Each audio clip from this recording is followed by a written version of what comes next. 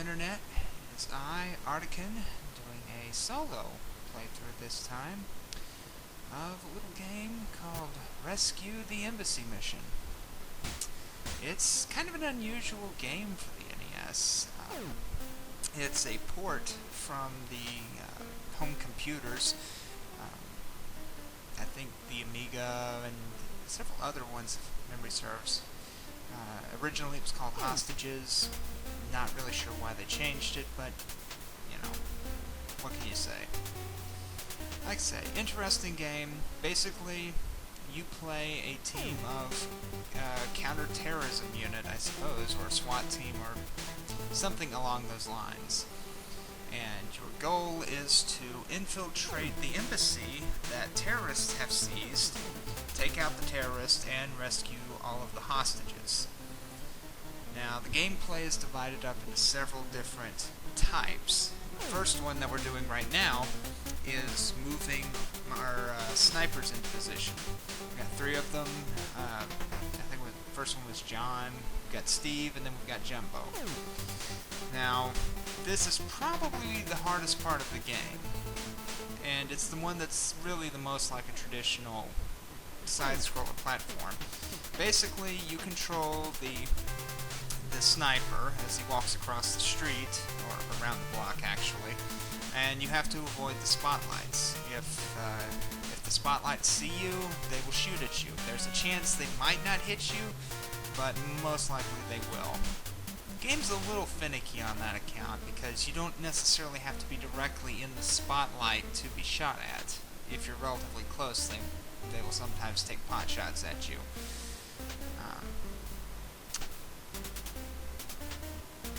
Music is really good for this part of the game, in my opinion. It's exciting, it's kind of sneaky-ish, I suppose you could say.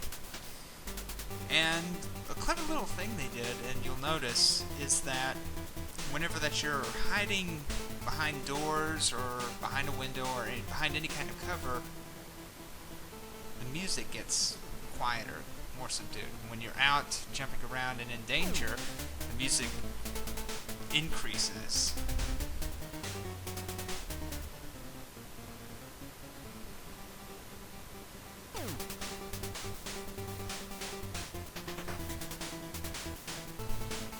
Which I have to admit that actually makes me feel more inclined to take risks when I'm playing, simply so that I can get more of that music.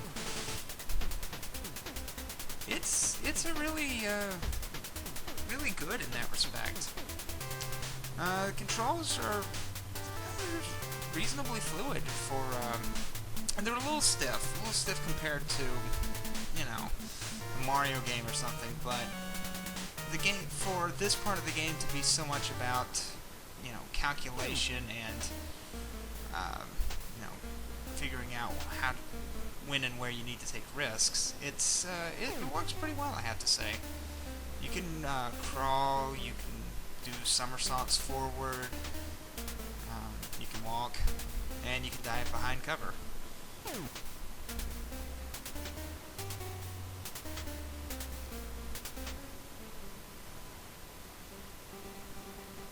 One thing I do wonder about, though, is why on earth are the snipers moving around on the block that can be seen from the embassy? Can't they go behind the buildings or something?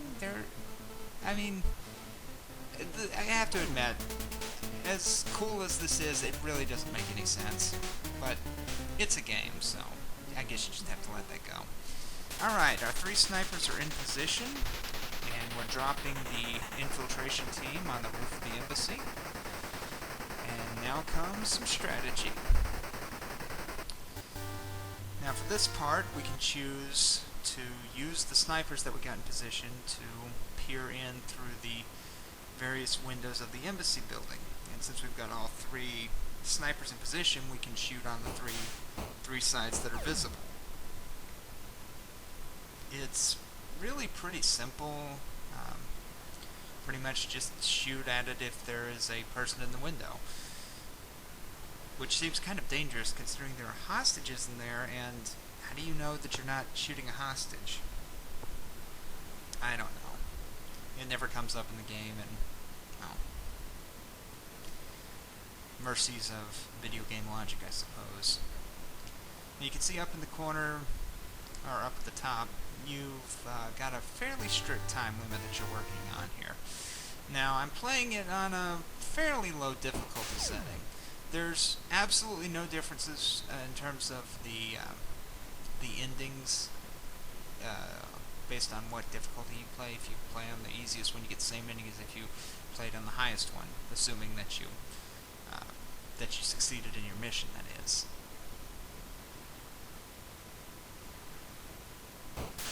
And the differences between the difficulty, you have more time, you have fewer searchlights, they move a little slower, things like that, basically.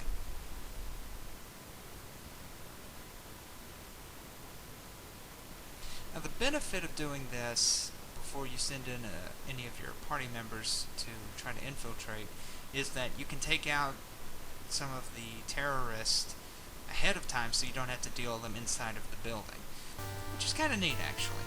Alright, and now the infiltration.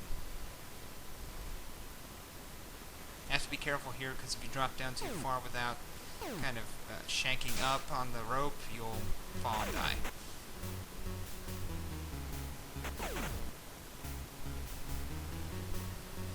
You can see the map in the bottom left-hand corner, and on the difficulty setting that I'm playing on now, it shows the location of the terrorist. Now, on a higher difficulty setting, it won't, and you'll just have to, search around. Yeah, it's not as hard. It's definitely not as hard on this difficulty setting, but I just wanted to show the game off and really just have some fun playing it. And this is a really fun game.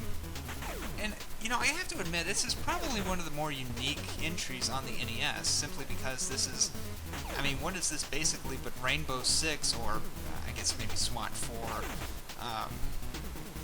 on the NES, years ahead of time.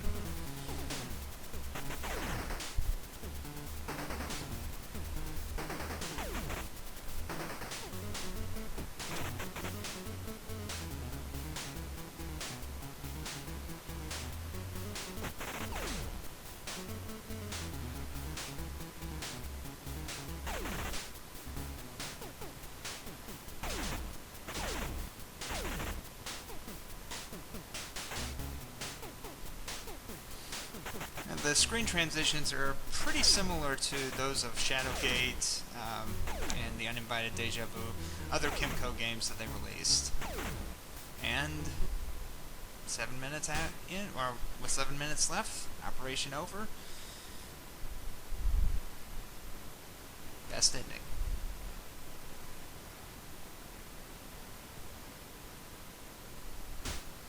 Now, there are three different endings you can get. One is if you completely fail and you lose all of your team members.